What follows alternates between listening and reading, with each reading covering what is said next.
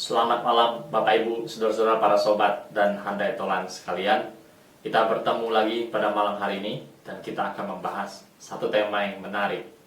Ajaran pemberian. Ini berkaitan bisa dengan sedekah, persembahan, kolekte, pengumpulan uang, persembahan kasih, dan seterusnya. Dan ajaran pemberian ini kita gali dari latar belakang kitab 2 Korintus.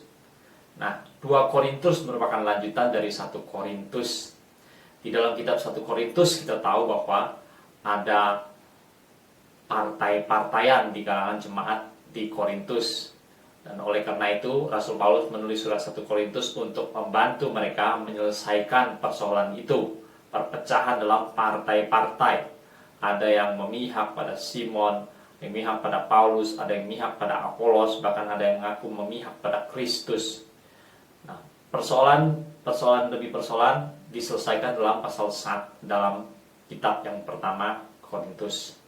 Namun dalam kitab yang kedua, Rasul Paulus masih melanjutkan dengan persoalan-persoalan dilema-dilema lain yang masih ada muncul di Korintus.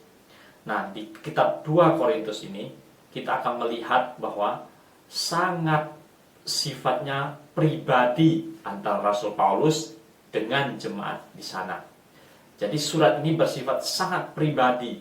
Pembicaraan Rasul Paulus menjawab jemaat di Korintus. Dan itulah sebagian besar pencurahan hati Rasul Paulus untuk menjelaskan kepada mereka. Nah, termasuk di dalamnya, Bapak Ibu, saudara-saudara, para sobat dan hanetolan, di dalam kitab 2 Korintus ini Rasul Paulus juga menjelaskan tentang status kerasulannya.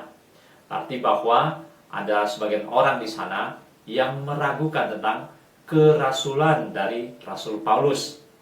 Lalu di tengah-tengah semua pembicaraan dalam 2 Korintus itu, salah satu yang menarik dan unik adalah tentang namanya persembahan kasih. Ya. Tentang persembahan kasih yang sudah dimulai di pasal 8 dan kemudian secara khusus kita akan fokus pada 2 Korintus pasal yang ke-9. Nah, 2 Korintus pasal yang 8 di sana Rasul Paulus sudah mengingatkan mereka bahwa sebelumnya orang-orang di Korintus mereka sudah berjanji akan memberikan bantuan pada orang-orang kudus di Yerusalem. Nah, orang-orang percaya di Yerusalem yang sebagian besar adalah orang-orang Yahudi, mereka berada dalam kesulitan besar, terutama dalam hal setelah mereka percaya, pekerjaan mereka terganggu, usaha mereka terganggu, dan mereka hidup sangat miskin. Dalam kondisi seperti itu, waktu itu gereja sudah berkembang kemana-mana, maka jemaat di kota-kota lainnya, jemaat di kota-kota lain di luar Yerusalem, yang sebagian besar tentunya adalah orang-orang non-Yahudi, mereka sudah sepakat, mereka berjanji, mereka akan mengumpulkan bantuan, lalu akan mempersembahkannya, mengirimkannya ke jemaat di Yerusalem supaya menolong kesulitan orang-orang di sana. Nah, Bapak Ibu dan saudara-saudaraku sekalian, dalam hal inilah Rasul Paulus dalam 2 Korintus kembali mengingatkan orang-orang Korintus. Dia katakan bahwa orang-orang Makedonia sudah diberitahu oleh Korintus, diberitahu oleh Rasul Paulus bahwa orang-orang Korintus akan mempersembahkan. Dan Akaya secara umum juga diberitahu oleh Rasul Paulus. Dan Rasul Paulus mengingatkan pada orang Korintus, jangan sampai kebanggaan Paulus atas orang-orang Korintus itu menjadi sia-sia. Artinya apa? Bahwa orang-orang Korintus yang telah berjanji untuk mengumpulkan bantuan, biar segera itu diwujudkan. Bantuan itu segera dikumpulkan. Dan nanti Rasul Paulus akan mengirim orang, salah satunya Titus, untuk pergi ke sana bersama beberapa orang lain untuk mengambil, membawa, menerima bantuan itu, dan kemudian bersama-sama Rasul Paulus akan pergi ke Yerusalem menyerahkan bantuan dari orang-orang Korintus pada orang-orang kudus di Yerusalem. Begitu juga halnya Rasul Paulus bersama teman-teman yang lain membawa persembahan-persembahan dari Makedonia, Akaya secara umum membawanya persembahan-persembahan tersebut dari orang-orang yang Yahudi pada orang-orang percaya, orang-orang Yahudi di Yerusalem yang berada dalam kesulitan. Nah, Bapak Ibu, saudara-saudaraku sekalian, kita harus menyadari kondisinya pada waktu itu kurang lebih mirip dengan kisah di dalam KPR, Kisah Para Rasul pasal 2, 3, 4, 5. Orang-orang percaya pada waktu itu di Yerusalem berada dalam kesulitan besar. Kesulitan juga dalam hal ekonomi. Waktu itu di antara saudara-saudari seiman saling membantu orang-orang yang berpunya menjual miliknya dan mempersembahkannya, membawa ke hadapan para rasul, dan para rasul menyalurkannya pada orang-orang yang membutuhkan. Nah, sekarang ketika gereja terus berkembang, kondisi seperti itu masih kurang lebih demikian. Nah, oleh karena itu, orang-orang yang telah percaya dari kalangan bangsa-bangsa lain, di tempat-tempat lain, kota-kota lain, daerah-daerah lain, mereka telah mendengar berita ini, dan mereka sadar bahwa awal dan lahirnya gereja bermula dari situ. Oleh karena itu, mereka merasa punya beban, punya bagian untuk menolong orang-orang percaya, orang-orang kudus di Yerusalem. Nah, Rasul Paulus mendesak, mengingatkan kembali, mendorong orang-orang Korintus untuk segera mewujudkan janji mereka dalam pengumpulan uang untuk dipersembahkan kepada orang-orang percaya di Yerusalem. Dalam 2 Korintus pasal 9, di sana Rasul Paulus mengatakan, biarlah orang-orang memberi dengan hati yang sukacita, dengan gembira, dengan bahagia, dengan senang memberikan bantuan. Jangan dengan hati yang terpaksa.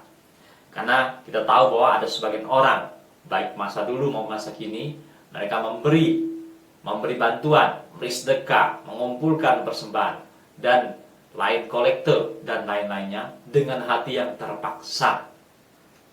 Rasul Paulus juga menjelaskan dalam 2 Korintus 9 bahwa benih yang ditabur akan berbuah. Benih yang telah ditabur melalui pengumpulan bantuan itu akan berbuah, dan Tuhan akan melimpahkannya pada mereka. Tuhan tidak akan melupakan orang-orang yang memberikan bantuan itu. Dan lebih daripada itu nantinya adalah orang-orang yang menerima bantuan di Yerusalem, mereka akan dengan hati yang bersyukur, mengucap syukur pada Allah karena pemberian dari orang-orang di Korintus, atau juga bersyukur pada Allah karena pemberian dari orang-orang di Makedonia dan Akaya secara umum. Orang-orang di sana akan penuh dengan ucapan syukur. Dan bagi Paulus, itu juga merupakan satu kebahagiaan yang bisa didengar, disaksikan oleh orang-orang di Korintus yang mengumpulkan bantuan bagi orang-orang di Yerusalem. Nah, Bapak Ibu dan saudara-saudaraku sekalian, bagaimana dengan kehidupan kita bergereja, bermasyarakat, bernegara di zaman sekarang ini? Dalam kondisi-kondisi yang sulit, kita tahu bahwa ada anak-anak Tuhan, baik di gereja kita, gereja lain, bahkan suku bangsa yang berbeda dengan kita. Mereka berada dalam kesulitan. Dalam kondisi-kondisi tertentu, mereka berada dalam kesulitan. Kalau kita mendengar akan hal itu, dan di mana kita mampu, biarlah kita memikirkan untuk mengumpulkan bantuan dan memberikan bantuan kepada mereka. Walaupun itu suku bangsanya berbeda dengan engkau, walaupun itu gerejanya berbeda dengan engkau, walaupun itu lokasinya jauh daripadamu, mereka adalah juga sesama orang-orang percaya. Mungkin oleh karena iman mereka, karena perjalanan hidup mereka menghadapi berbagai-bagai tekanan, sehingga pekerjaan mereka, bisnis mereka pun terganggu, sehingga mereka mengalami kesulitan secara ekonomi. Nah, sementara engkau yang diberkati oleh Tuhan, yang diberikan lebih oleh Tuhan, yang mengumpulkan lebih, yang punya lebih, biarlah engkau mau memperhatikan juga mereka. Rasul Paulus mendorong orang-orang di Korintus supaya mereka segera mengumpulkan bantuan itu, sebagaimana yang mereka pernah janjikan. Demikian juga halnya pada zaman sekarang, Bapak Ibu, saudara-saudara sekalian. Kau melihat saudara-saudara seimanmu di tempat lain, gereja lain, kota lain, berada berada dalam kesulitan dan mereka tidak mampu betul-betul dalam kesulitan, maka engkau yang diberkati Tuhan dan engkau yang punya lebih, kiranya hatimu digerakkan dengan penuh sukacita dan jangan dengan terpaksa, dengan kerelaan hati engkau mengumpulkan bantuan dan engkau menyalurkannya secara benar, secara adil, entahkah diri sendiri pergi ataupun melalui orang-orang lain yang bisa dipercaya, supaya bantuan itu memenuhi kebutuhan orang-orang yang berada dalam kesulitan. Kiranya pelajaran berharga ini mengingatkan kita semua, dan Tuhan yang memberikan benih kepada para penabur nantinya akan menuai benih itu. Orang-orang itu akan menuai dengan berlimpah. Tuhan tidak pernah melupakan. Tuhan akan mengingat mereka dan Tuhan akan mencukupkan mereka sebagaimana Tuhan mencukupkan orang-orang sulit itu. Kelebihan kamu akan mencukupkan kekurangan mereka, supaya suatu hari kelebihan mereka juga akan mencukupkan kekurangan kamu. Demikianlah ajaran tentang persembahan kasih, janji iman, pemberian, sedekah, bantuan, dan lain sebagainya dari kitab 2 Korintus yang bisa kita pelajari bersama pada malam hari ini. Selamat malam dan sampai jumpa pada pertemuan mendatang.